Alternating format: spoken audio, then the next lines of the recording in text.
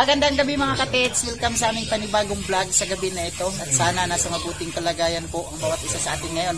Ngayon mga katits, ito ang asawa ko at nag-ihaw ng limpo. Ay papakita ko sa inyo ang kaganapan dito.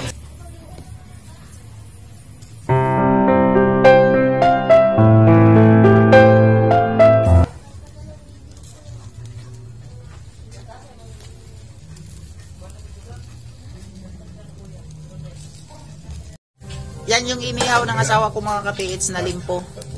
Limpong baboy. At nandyan yung asawa ko. Nandun si Inday Majoy. Nakaupo. Merry Christmas! Nanood ng TV. Nandito yung asawa ko, ang kapatid ni Inday. At ito yung niluto niya. Dahil walang sapat na ebidensya. Anong hinalo mo yan, Bay? Simula itong araw na ito, hindi na ipagpapatuloy. Mga sitas. Ngayon mga katits, dahil sa sobrang high-tech at moderno ng panahon, pag mag-marinate na ng karne, hindi na po mahihirapan. May mga sangkap na pwede na ilagay agad, gaya ng ready mix. Easy mo na lang gagawin, hindi na mahirap. At ito na yung niluluto ng asawa ko. Ito yung isa sa pinakamasarap mga katiits sa pag may handaan. Itong ganitong klase, inihaw, lalo na pag may inuman kayo.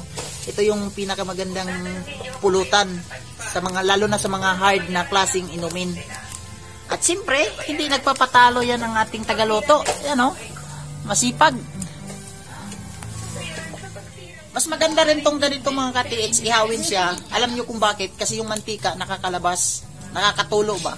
Natatanggal siya doon sa taba ng baboy. Natatanggal yung mantika. Although hindi naman lahat po natatanggal, pero bawasan yung mantika doon sa taba ng baboy. At yan, minikos-mikos ng asawa ko. Yan mga katiits ay luto na po yan.